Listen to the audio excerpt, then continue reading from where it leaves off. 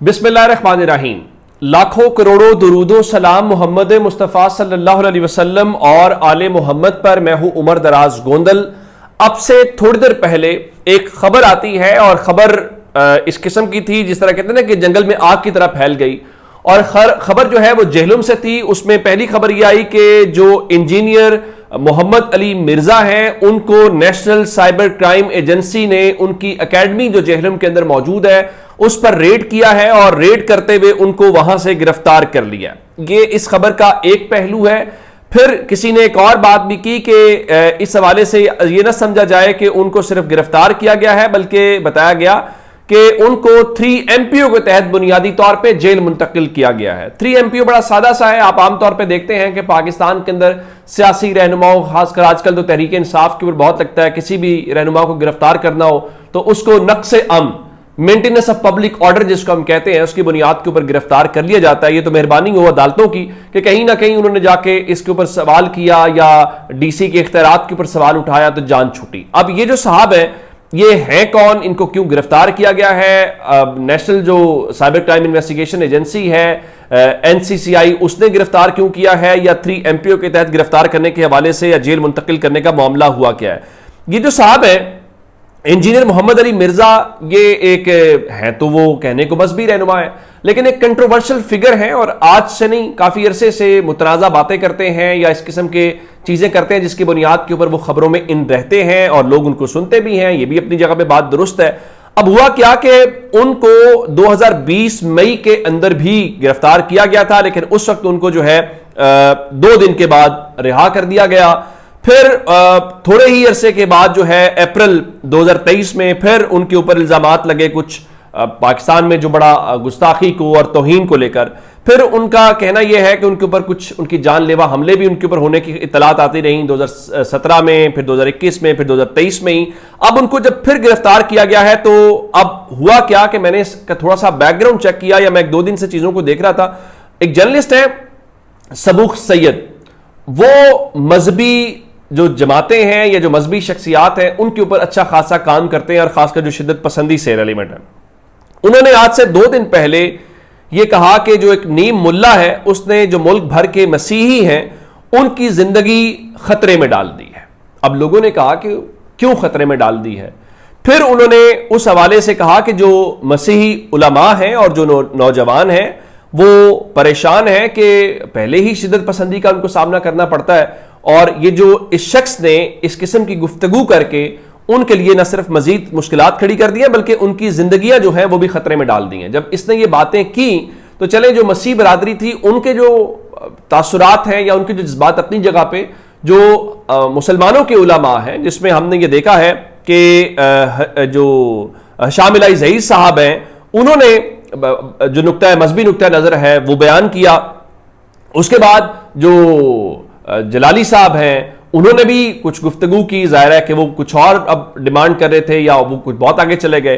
तो मालूम ये पड़ा कि इन्होंने कुछ आप सल्लल्लाहु अलैहि वसल्लम को लेकर मसीही जो है उनका क्या अकीदा है उसके ऊपर बात की, और कुछ ये कि उनकी खवातीन से शादी को रेलिवेंट कुछ बातें हो रही थी। तो इसने एक ऐसा लफ्ज़ इस्तेमाल किया जो जाहिर है कि हम सोच भी नहीं सकते कि वो आप सल्लल्लाहु अलैहि वसल्लम के लिए इस्तेमाल किया जाए या उनके बारे में। जाहिर है कि हम तो उनके क्या कहते हैं कि कदमों की खाक के बराबर भी नहीं हैं, हम तो उनके कदमों की खाक के ऊपर ज़िंदगियाँ कुर्बान करने वाले लोग हैं।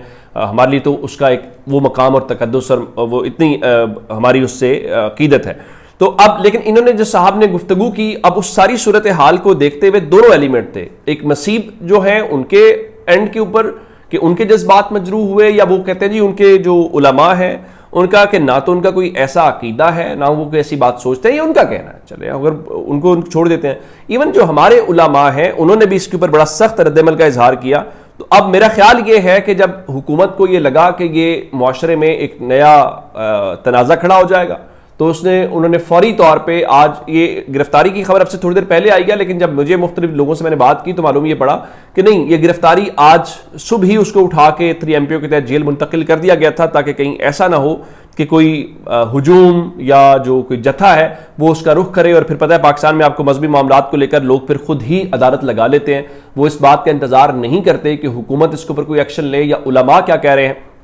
تو غالباً اس سے بچنے کے لیے جو ہے وہ کیا گیا. اب جو نیشنل سائبر کرائم ایجنسی ہے اگر انہوں نے اس کو گرفتار کیا ہے تو وہ ظاہر ہے کہ مقدمہ بھی پھر بتائیں گے کہ انہوں نے کون سا مقدمہ گرفتار کیا ہے یا کن چارجز کے تحت اس کو گرفتار کیا گیا ہے. تو یہ ابھی تک کی ایک جو لیٹسٹ ڈیولپمنٹ ہے وہ ہے, اور ظاہر ہے اس کی فین فالوئنگ بہت زیادہ ہے, اور اس کی فین فالوئنگ کی وجہ سے جو پورا سوشل میڈیا ہے اس سوشل میڈیا کے اوپر اس وقت جو انجینئر مرزا کی گرفتاری ہے وہ ایک ٹاپ ٹرینڈ کے اوپر یا ٹاپ سٹوری کے طور کے اوپر سرکولیٹ کر رہی ہے کہ آخر اس کی گرفتاری بہت سارے لوگوں کو, جیسا میں نے دیکھا ضرور تھا جو سبق سید صاحب والا معاملہ, لیکن سچی بات ہے مجھے اس کا بیک گراؤنڈ نہیں پتا تھا کیونکہ میں انجینئر مرزا کو نہیں سنتا, تو بہت سارے لوگوں کو نہیں پتا ہوگا کہ آخر وہ کیا وجہ ہے یا اس کو گرفتار کرنے کے حوالے سے کیا وجوہات ہے. تو وہ سیاسی معاملات کے اوپر بھی صاحب جو ہے وہ گفتگو کرتے ہیں, رائے دیتے ہیں, اور اس کے بعد جو ہے وہ خبروں میں پھر ان رہتے ہیں. اچھا یہ تو ہو گئی ایک بات جو آج کی گرفتاری کو لے کے ہے. دوسرا آپ جانتے ہیں کہ جو سہیل وڑائی صاحب کا آرٹیکل تھا وہ جو معافی تھی, جو بہت ساری باتیں تھی, وہ بھی ایک سٹوری بنی ہوئی تھی. تو آج ہم یہ سن رہے تھے کہ معافی کے حوالے سے کیا ہوتا ہے. اب فوج یا ISPR کہہ رہا ہے کہ بھائی دیکھو معافی شافی سے مسئلہ حل نہیں اب ہونا, قانون اپنا راستہ لے گا اور یہ ادارے کی پوزیشن ہے. لیکن اب مسلم لیگ نون الگ بات کیوں کر رہی ہے, اب اس کا مقصد کیا ہے؟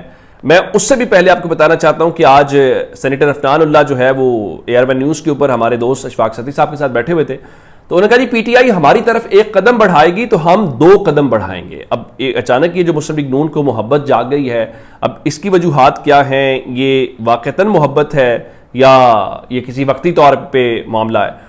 تو خواجہ آصف جو ہیں وہ ہم نے اس کے اوپر آسمہ شیرازی کے ساتھ بیٹھے ہوئے تھے اور انہوں نے وہاں پر 3 چیزیں بتائی ہیں کہ اگر یہ 3 چیزیں ہوں گی تو تبھی کوئی PTI کے لیے 9 مئی کا معاملہ جو ہے وہ کلوز ہو سکتا ہے, ورنہ ان کے مطابق یہ نہیں ہو سکتا. اگر سیاست کرنی ہے اور قومی قیادت کرنی ہے تو پھر کرنا پڑے گا. وہ کیا ہے؟ وہ کہتے ہیں جی 9 مئی پر یا تو معافی مانگ لیں یا پچھتاوے کا اظہار کر دیں یا اظہار شرمندگی کر لیں. ان کا اس کے بغیر معاملہ کلوز نہیں ہو سکے گا. آپ کو یاد ہوگا اعجاز الحق صاحب نے بھی یہ کہا کہ ایون یہ کہا گیا تھا کہ خان صاحب یہ جملہ استعمال کر دیں I regret what happened, لیکن خان صاحب نے یہ جملہ نہیں کہا. تو ان کا جی پارلیمنٹ میں اگر آپ یہ معافی یا پچھتاوا یا شرمندگی کا اظہار کرنا چاہتے ہیں تو آپ پارلیمنٹ کے اندر کر لیں یا عدالت میں کہہ لیں کہ ہم سے غلطی ہو گئی ہے تو اب ہم عدالت کے اوپر چھوڑتے ہیں کہ عدالت کیا کرتی ہے, یا پھر قوم سے معافی مانگ لیں یا ادارے سے مانگ لیں کیونکہ قوم جو ہے وہ بھی تو ادارہ بھی تو قوم کا ہی ہے.